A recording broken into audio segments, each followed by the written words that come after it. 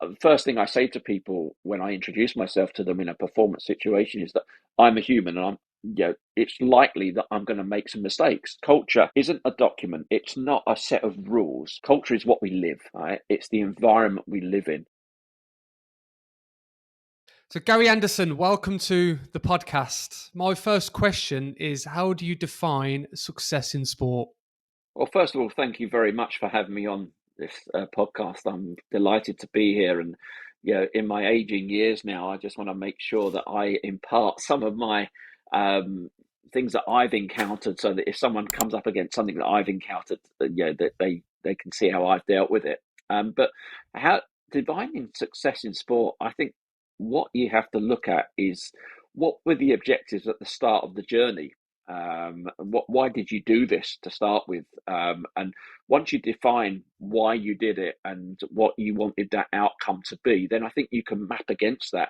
But that's for an individual to decide. I don't think we should, in sport, we are confined sometimes by a scoreboard, the number of runs we score, the number of goals we score, or whatever. So but that doesn't always tell the full story. Certainly in a team game, you could lose the game 1-0, but have the game of your life. You only have to watch some of the football at the weekend with last minute winners and things. It's people have had a really, really good game and yet come out on the losing side. So, is that a success to them, or is it? And I think that you've got to look at the objectives. But in sport, the determinant there is often the scoreboard. Um, Okay. and we've got to remember sometimes that the scoreboard, whilst it's important and we all live by that and it's what we get rewarded by, sometimes doesn't tell the whole story. In terms of being a reflective practitioner and looking back on that time, if you were to maybe think about maybe what traits certain athletes have to become successful, what do you think they are? And you mentioned obviously your kind of experiences, and if you were to maybe use that as a kind of a benchmark and kind of think about some of the traits that professional athletes and successful athletes have to make it to that top level, what do you think they might be? What I will say is that driven doesn't even describe it from the people that I grew up with. They were totally focused. They were totally engrossed in what it needed to take. But I don't think any two athletes are the same. I think that, and that's the same in every walk of life. I believe that what works for one doesn't always work for another. But driven in some capacity there has to be that intrinsic drive that you want to achieve something. Um, I love working with athletes who challenge me.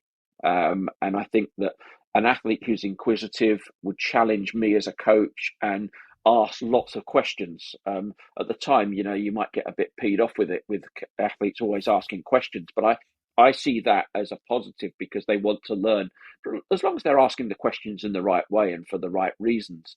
But I love working with those type of athletes who might not always be seen as the norm. They might be a bit Machiavellian, they might be a bit maverick, and I often see some of these performers on the TV, looking at some of these footballers that are classed as a little bit of prima donnas or a little bit difficult to handle.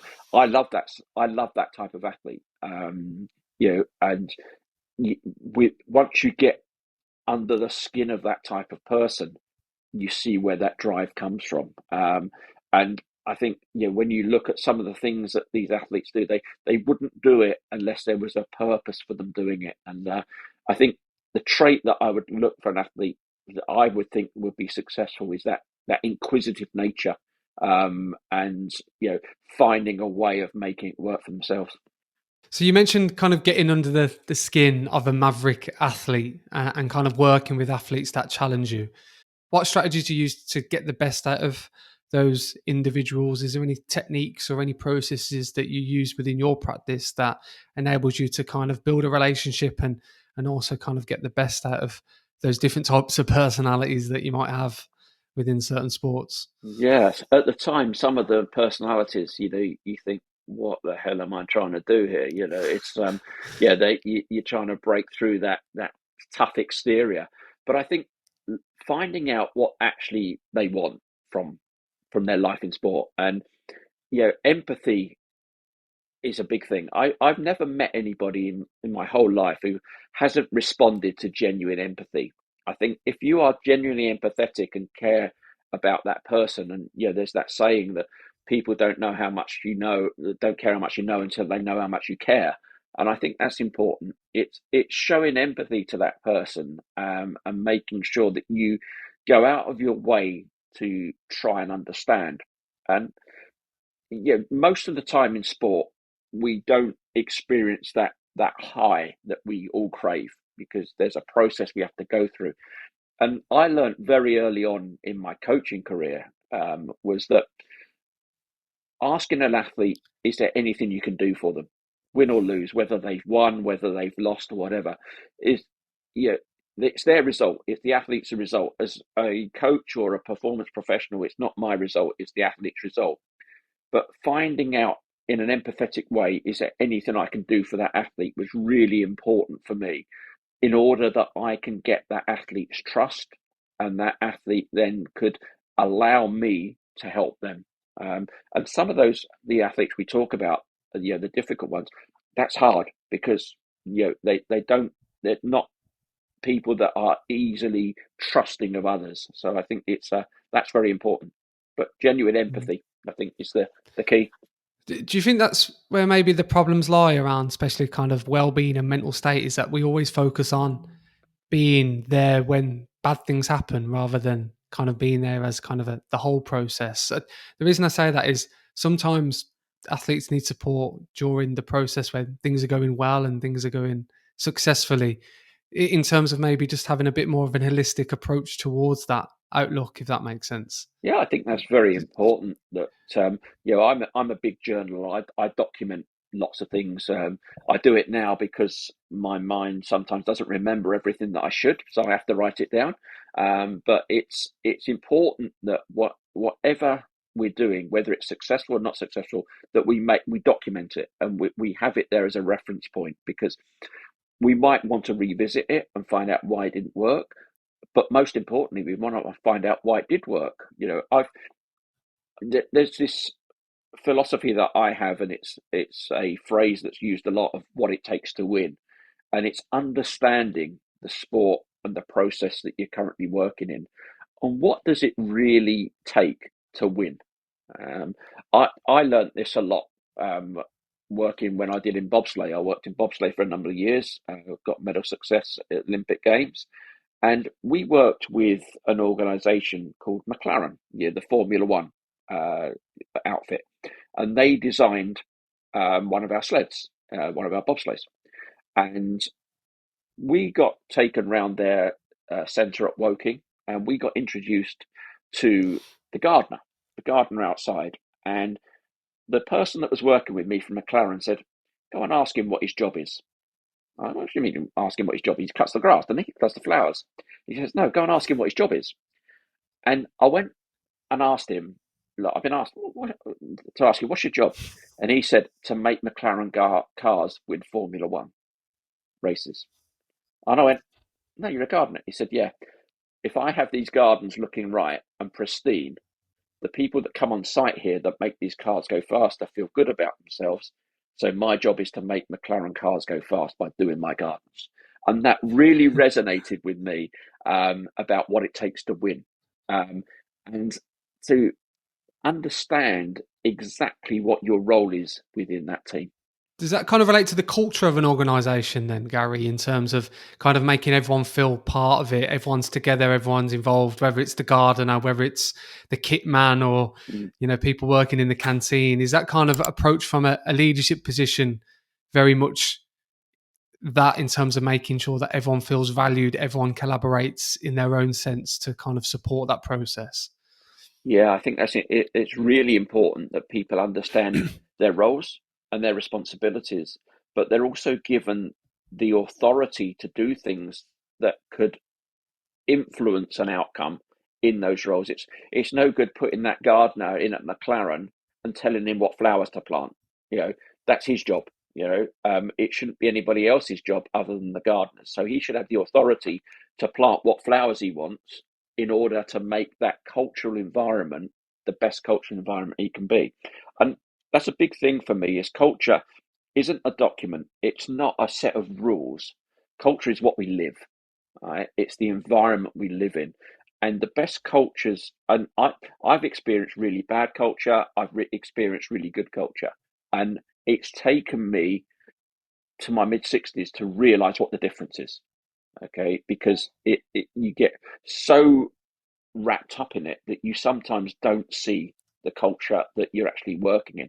But it's really important that you live that culture, you live those values, and that everybody contributes to that. And whatever your role is, as long as it's clearly defined, you are then allowed to shape that role with the authority that you are then responsible for the outcome. I think that's hugely important. You said you've figured out what the difference is between a bad culture and a good culture. What are the differences? I think it's the responsibility and knowing the respect and the trust. Yeah, a key question I ask any team is, who are we? Who are we as a team? Like, for instance, at the moment, I'm working with baseball and softball, and that is a huge honor for me to work in a sport like baseball, because the Major League Baseball in the US, the professionalism of it's a huge sport, and that's a real privilege for me. But when we get them together as Great Britain, I ask the question, who are we? So what I'm trying to do there is to get us to identify and achieve an understanding of what we're actually doing. And then with that, you then get to know each other. There's that respect and trust that suddenly starts to build that spontaneous interaction that you can get. But if you don't do that and it is unresolved, that you sometimes get that lack of understanding, that mistrust, and everybody treats everybody with a little bit of caution. And I think if everybody is a little bit suspicious of everybody, you can't really get that culture right. Very interesting in terms of how you define what that is and the importance of trust and autonomy and a sense of But I think that comes, togetherness. yeah, it's important to establish who does what and when and where.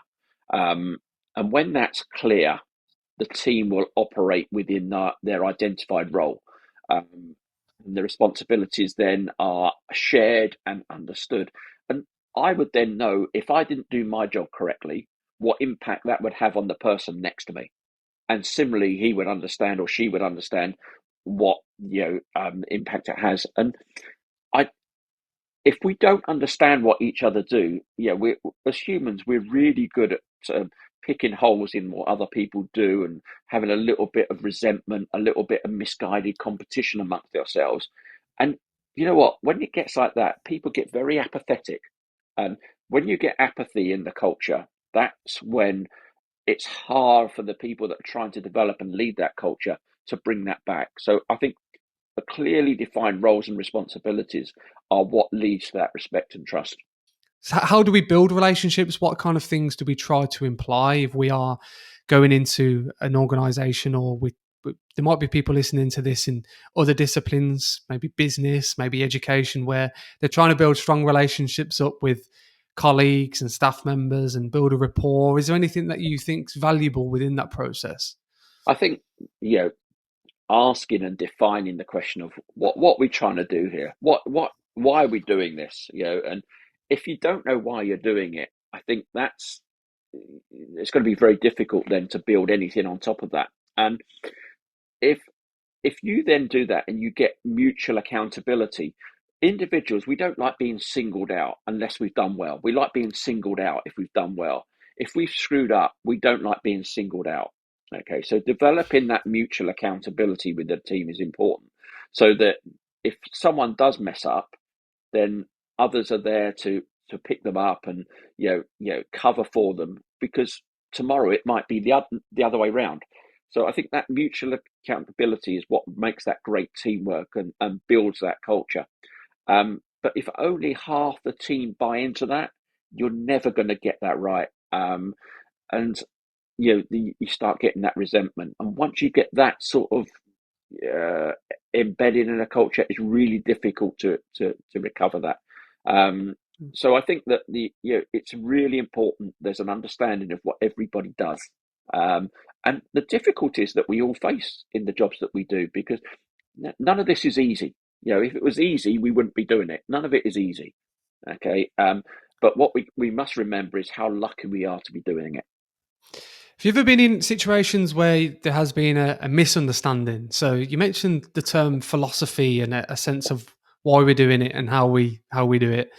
Has there ever been a time or a moment where there might have been disagreement, or there kind of been different ideas and different thought processes in terms of what the long term strategy might be, and that's kind of maybe challenged your values or challenged the way that you kind of see this process to kind of play out within a certain role? Is there anything that's happened there in terms of maybe that, and how do you kind of deal with that in terms of making sure that you are on board? You want to do the best for athletes, but you've got to ensure that your voice is heard, and you are making sure that you're sticking to your values and your nature within what you're trying to achieve. No, it's never happened. It's all been plain sailing. Um, no, yeah, many times I've been in that position where we've had conflict, I guess. I've had situations in teams that I've been part of where it's become a physical altercation between people because they are so passionate about what they do. I'm not saying for 1 minute that's the right way to do it, but when you get a to people that are really passionate about things, they resort to the means that they feel they can get their message across. But I have a saying like a differential diagnosis that let's have an open floor when we're discussing something, and there is no right or wrong. We've got this problem we need to solve, and in performance we're always solving problems. In performance we're always looking for that a little bit of gain somewhere. So let's have a look at differential diagnosis here. Just because one day that we went with this attacking lineup and it worked, maybe the next day that attacking lineup wouldn't be appropriate for the strategy or the situation we might find ourselves in. So therefore, let's have a little bit of differential thought on that and a bit of what ifs. Let's throw some what ifs in, and let's everybody have the opportunity to say, in a group of performance professionals, men and women alike, with strong opinions, that takes a lot of chairing, trust me, and leading that process. But I think it's allowing everybody to have that voice, allowing everybody to know that they're being listened to, but equally understanding that at some point somebody's got to make a call, and that once that call's made, we've all got to be on the same page, and that leads back to that mutual accountability. What we can't have is then someone sitting in the background when we come in at half time, we're losing 2-0. Told you so. That isn't helpful. But it happens, and we're human. We're always the first thing I say to people when I introduce myself to them in a performance situation is that I'm a human, and it's likely that I'm going to make some mistakes. It's how I recover from those mistakes. But when I make a decision, it might not be good for you as a player there. It might not be good for me as a coach. But what I have to do is build that out to make sure that any decision I make is for the good of the team and good for the performance outcome. And I think going back to what I said before about empathy, if you do that and people genuinely think that you're doing what is right for them, then some of them, you might be allowed a little bit of leeway in some of the decisions you take when they go wrong. But even now, I sometimes look forward to those conflicts, because out of those conflicts and arguments, you probably have tested a lot of your strategies in a way that you haven't tested before. When somebody's so passionate about it, you're really testing it in that way, and I think that's a positive thing. I think it's a good thing. So do you feel like sometimes it's needed in the right place at the right time, then, to some extent? I think so. I think it's so that everybody understands. If something only exists in someone's head, we can't fully understand it. They've got to have the courage of their convictions to say what they believe and what they share. The way they communicate it, maybe we should look at developing the skills in that sometimes. If we are in an environment where they feel that they can be trusted to share that information, and it they're not going to be attacked for sharing that information, they can probably use a bit of detail to commit to what they're trying to get out there. And you know, in complex situations such as sport, and we are always in a complex situation when we're trying to win. Um, Realities and opportunities from that sort of thinking needs to be encouraged, and we shouldn't shy away from it just because it's sometimes difficult. Just because sometimes you might say something about to someone and they might not like it, shouldn't mean we don't do it, but we do it in the appropriate and the proper way. Sometimes, again, just on reflection of that, you mentioned the appropriate and proper way. If you think about maybe external factors, pressure to get results, football, for example, you might be in a spell of bad form, and there's pressures from the media, the fans, and all these other things. Do you think that's easier said than done in terms of trying to control that emotional element and trying to communicate effectively? Because I'm sure that there's a lot of external factors that do impact that emotional aspect or that emotional outburst. If that's the case, how do we kind of control that? How do we set an environment where we can kind of elaborate on these issues effectively, rather than let the pressure take over and all these kind of things that are impacting us during that period of time? Yeah, I think what you said there is football is an example. And as you know, I've worked in professional football for a number of years, as well as Olympic sport. My philosophy of what it takes to win in professional football is you can't implement it. You know, you know you have a set number of weeks probably in football to make your mark, and there aren't many luxuries in certainly in senior professional football of where you can have a long term vision. Hopefully nowadays with sporting directors, they might have the long term vision, but the head coaches, I'm not sure that many head coaches have a long term vision beyond the end of the season, because you lose two or three games on the trot, and you know what happens. So I think that the what it takes to win principle in Olympic sport with a long term, where you have a 4 year cycle, is probably not appropriate in a sport such as professional football, where you've probably got a 4 week cycle, not a 4 year cycle. And the philosophies have to be very different there. And when the amount of money that's involved in going into the Premier League, or getting promotion or relegation, you can see why some club owners take that short term view.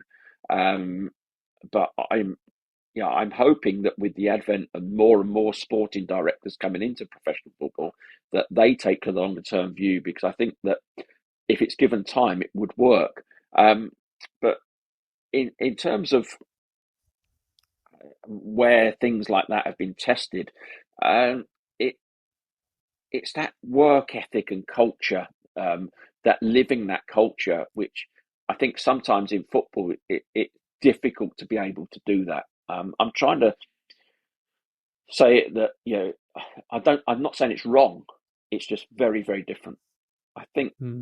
does that answer your question a little bit there? I probably rambled a bit right off piece there, but I think it's Yeah, just to add to that, so from your own personal perspective, you mentioned the different sports that you've been involved in. How do you adapt to that philosophy and those agendas then? So you mentioned time frame as kind of a key element yeah. that's different, whether it's the Olympic Games in comparison to obviously football, as mentioned. How do you adapt your kind of your values and your strategies going into those environments? Is there anything that's kind of springs to mind on reflection of maybe your journey so far? Yeah, it's understanding the environment you're going into. It's and starting with that clear vision of what do you want to achieve here. My time in professional football, I was very fortunate. I worked with some really good managers, who did things very well, and we probably had more success than I had and not success. So my turnover of managers that I was working for was probably not as big as what some people experience in football. However, I would never dream of going in as a director of football to a professional football club with the same philosophy and the same model I would going into an Olympic sport, because you would fail. It would just wouldn't be given the right time frame. And similarly, you can't take that short term model in football and move that into an Olympic sport, because the luxury of an Olympic sport, if it is a luxury, is that you have 4 years to get ready. The pressures of investment and funding from UK sport might mean that you've got to perform on demand each year, but you can always show that long term process of 4 years' time. For instance, in Paris, standing on the top of the podium was what you started thinking of 4 years ago. Whereas in football, you're often parachuted into a job in football where you've got to make immediate change. We see it with the new manager bounce or whatever, but the reason clubs change managers is because they want to change fortunes. You don't normally go into a football job because the team's doing really well. That's very rare that happens, and it's understanding of what you're going in to achieve, and making sure that everybody then understands that and having that impact that you want to achieve. How I adapt to it is, and I've come into a situation at the moment where for one minute I'm dealing with Great Britain players who are playing at a fairly low uh, independent league level in the USA as professionals, and probably on the same par as non-league footballers in the UK. And we're also having players that are on multi-million dollar contracts playing for the senior MLB clubs, and we have to then bring those players together. So that culture in that locker room is, in one corner, I've got a player that is on millions and millions of pounds, owns many cars, many houses. I've got the player that is playing next to him, who is probably living from week to week. That's a really interesting cultural dynamic to have. And it's making sure that they understand each other. And similarly, going to sports that are heavily funded. I was fortunate in one of the sports I've worked in where we were one of the highest funded sports. Um, that was a lot easier to manage that performance environment because I had the resource to be able to throw a little bit of money at it, to solve the problems. Didn't always guarantee success, but in the short term, it got us over hurdles a lot easier than being in a sport where there wasn't that resource and those hurdles were difficult to jump over. So it was, I think adaptability and knowing what your role is. I was always taught as well, even if you haven't got the investment, you haven't got the money, doesn't mean that you shouldn't try and do things right.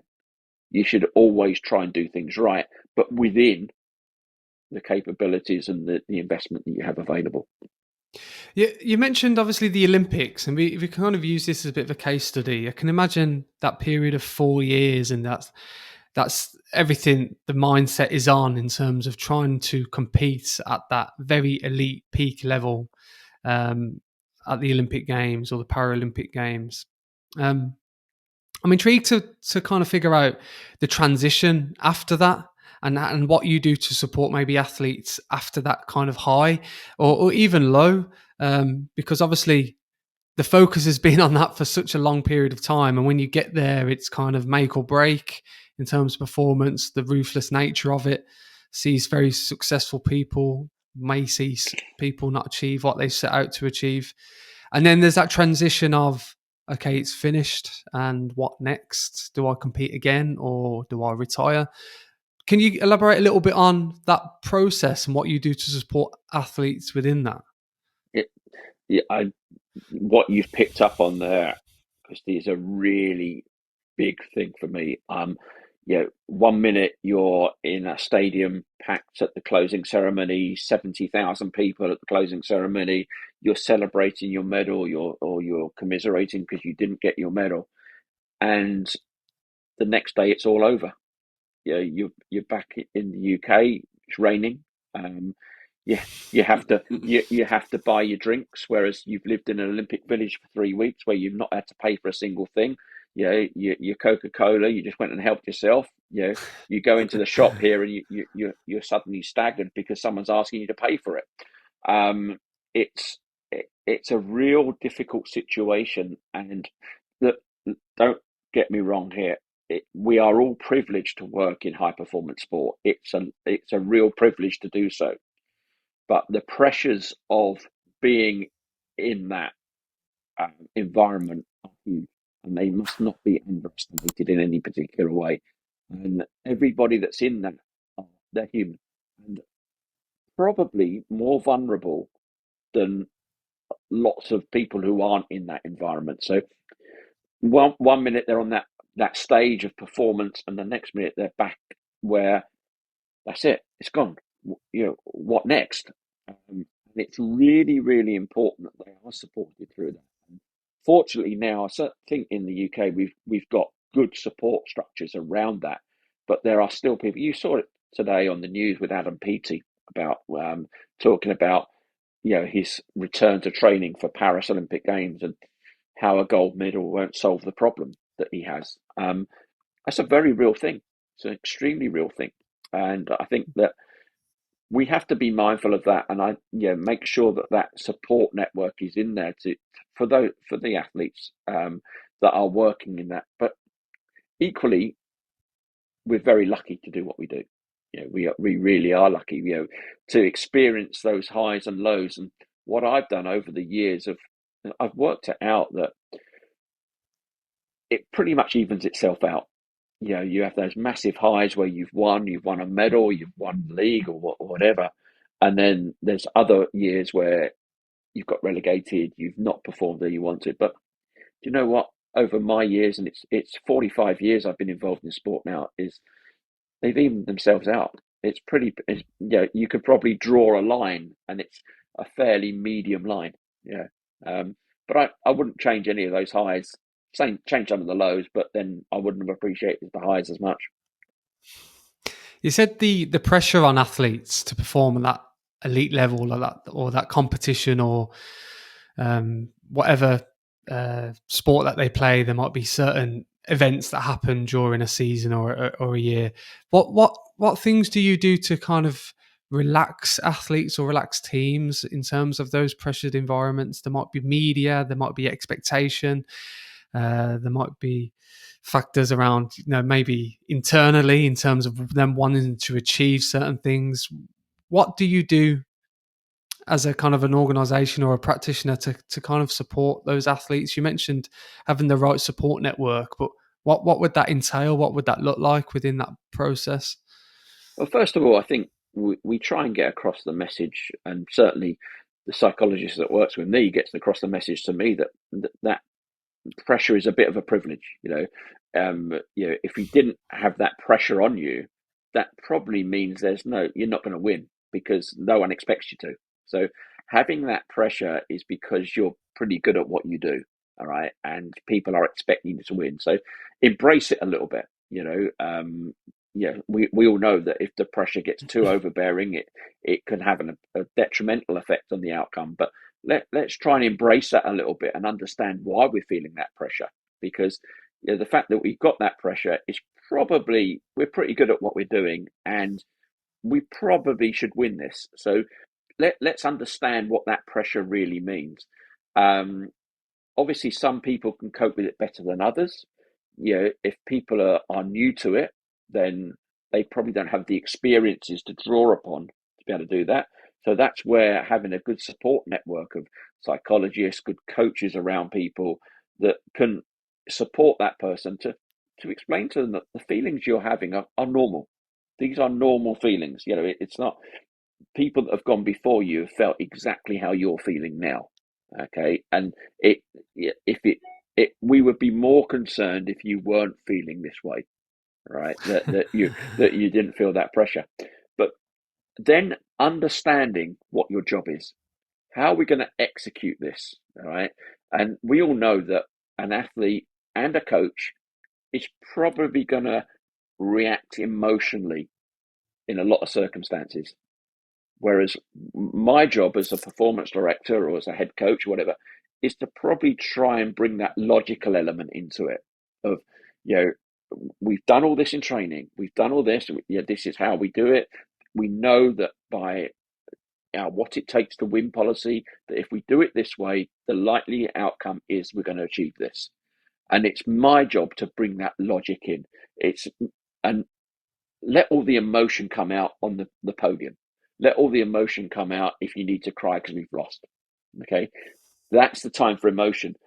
If we try and win this emotionally, the odds are probably going to go against us a little bit.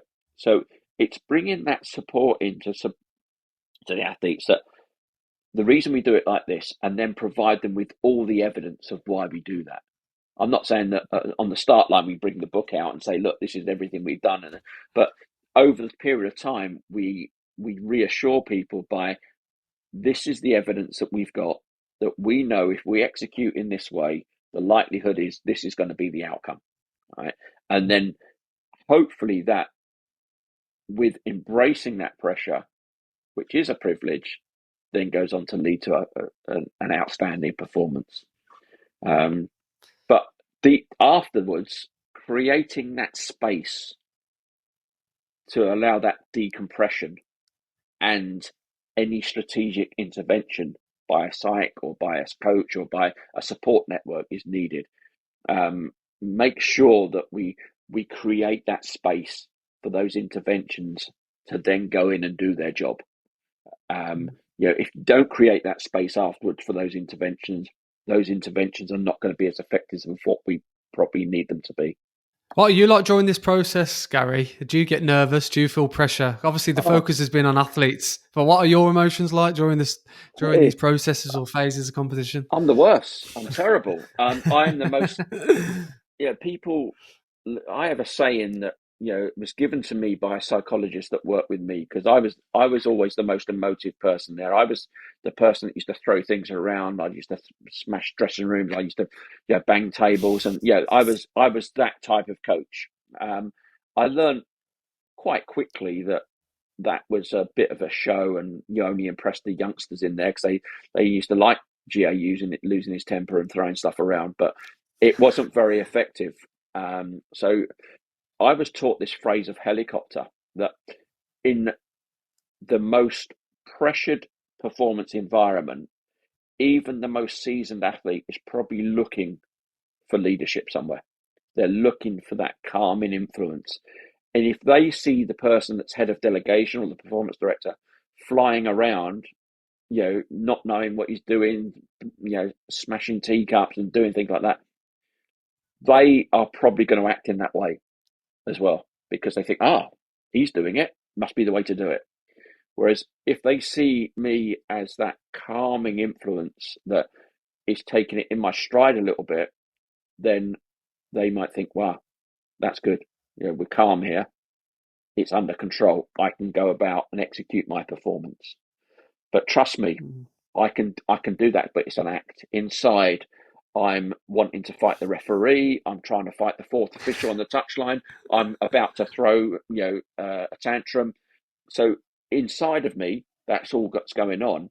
I think my skill is trying to portray that I am that cool, calm, collected individual to allow the athlete to execute that performance that we have worked so hard to do. But equally, when we win, I want to celebrate. Normally, I have to celebrate by going to doping control and sitting in there for 4 or 5 hours because the athlete's so dehydrated that they can't produce a sample. So the amount of medals we've celebrated sitting in doping control is unreal. But I have something that when an athlete is really struggling, a very simple statement I give to an athlete is a question of how do you want to be remembered? When you come off that field of play, when you come off that track, or when you come off that pitch, how do you want to be remembered? Have that in the frame of, however you want to be remembered. If your performance can elicit that feeling in other people, then you've done your job. Interesting, Gary. And I think it's intriguing how you mentioned the energy that you lit off in terms of a calming, well, trying to develop a calming environment when you're kind of, your heart's racing and you're kind of emotionally, um, outbursts are going on in your Yeah, head, but you can't kind of let that off. It's interesting how that energy of being calm, and I suppose that's a skill that you've learned and developed over time, right? yeah, and I think what my experiential learning from it is that any world class performance on the biggest stage I've been on has been when I've behaved in that way. All right. Whether that's because I've behaved in that way or when it's gone wrong and we were never going to achieve it anyway, I've behaved in a different way. I can't quite work out. But what I do know is talking to athletes and debriefing with athletes and athletes that have retired and that I used to work with now, they recall to me, yeah, when you were really calm that day when everything was going wrong, and you just you gave us that reassurance that everything was under control. It wasn't, trust me, because I was equally as frustrated as everybody. But I thought, I can't let people see that I'm starting to panic because when it gets to me panicking, where do we go? If I'm panicking, it must be shit. So everybody's gonna, go to that. But it helps to me as well when athletes are behaving in that way as well, that they're calm and going about their business. I That gives me an air of confidence as well. But then everybody's different. Some athletes I want to see really riled up, and I want to see them, acting totally irrationally because once you get to know, well, he's in the right frame of mind, she's in the right frame of mind because she's doing that. But that's when you get to know athletes. So your book, Winning Mindset, can you just let viewers or listeners a little insight into what the book involves and what it entails, and how did it come about in terms of you writing this and sharing knowledge within Uh, mindset and having a winning one? Yeah, well, I was approached by an author who writes a lots of books, and he's very clever because he's the managing editor, so he gets lots of people to write chapters, etc., etc. And I'd always done a few chapters for him in other books, and he just come up with me and said, "Look, how do you fancy being?" Alongside being a manager, it's Eric Severson, this guy, and he said, "How do you fancy being alongside me doing one of these books as a managing editor, and we can put it together, and we'll see how it goes." And I said, "Yeah, I'll give it a go." And so what we did, we collated stories from other high performance practitioners, other coaches, other performance directors, and we basically put this book out, Winning Mindsets, and I'm privileged to have written the forward and the first couple of chapters, but then it's almost like a conversational piece then of where we talk to other practitioners about what do they do in these circumstances. And at the time it was an opportunity for me to get down on paper some of the things that I've learned over all these years, and I didn't think anything of it at all. And then all of a sudden, it took off a little bit, and we it got done quite well in the Amazon charts, and you can. It's not that going that well at the moment. It's 99p in bargain bookshops at the moment. It's so we're never going to be millionaires on it. But it was something that I felt now, and I carry it around with me now because it reminds me of what I've put down in paper, but also some of the other people in there have reminded me that sometimes I need to revisit and reflect on what I'm saying. I'm good at telling people this is how it should be done. What this does is bring me back and allows me to function in the way that I've told people is the most appropriate way. So it's reminded me, and I think it's quite a good read personally. But I would, couldn't I? I wrote the bloody thing, so it's yeah, yeah. But I would like to do another one. I really would, but that will come when I retire, I think. And which is going to probably be sooner rather than later. Yeah, What we'll do, Gary, is we'll put the link to your book yeah. in the description. So if anyone's listening or watching this, they can kind of check that out. Okay. Final question for me, Gary.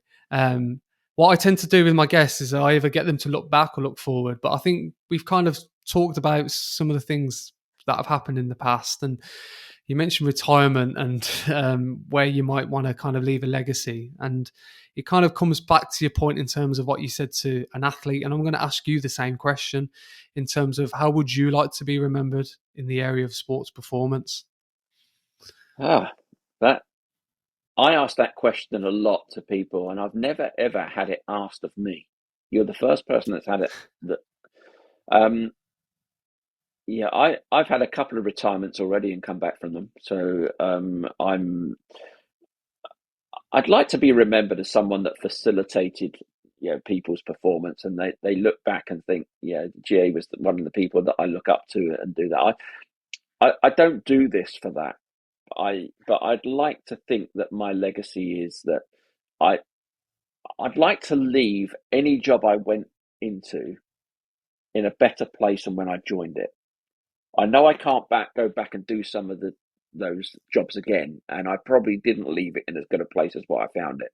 But I'd like to be known as the person that went in somewhere, and when I did leave it, it had been taken to a much better place than when I started. And I think in a couple of jobs I've done, certainly towards the latter part of my career, that's happened. At the start of my career, it certainly wasn't that way, but I was learning. That's my excuse. I was learning. But yeah, I think how do I remember? There's someone that took sports into a place that left a little bit of a legacy that allowed them to push on even further. Excellent stuff. Gary Anderson, thank you for your time. Thank you. And finally, from me, if listeners or viewers want to maybe get in contact with you, how do they find you? Social media, I No, presume? I don't do social media. I used No. to because on LinkedIn is probably the LinkedIn, yeah, one. Yeah, and I'm happy for you to put my LinkedIn profile up, and people can. And definitely, yeah. I'm always happy to speak to people. It might take me a little while, and as you know, I work on US time at the moment because of Major League Baseball, but I'm based in London. But I'll always get back to people. It might take me a few days, but I'll always get back to people. But no, social media I still treat as a petulant teenager, and gets people in all sorts of trouble. So I have a personal Facebook, but that's about it. Yeah. Gary Anderson, thank you so much. Thank you very much. Thank you.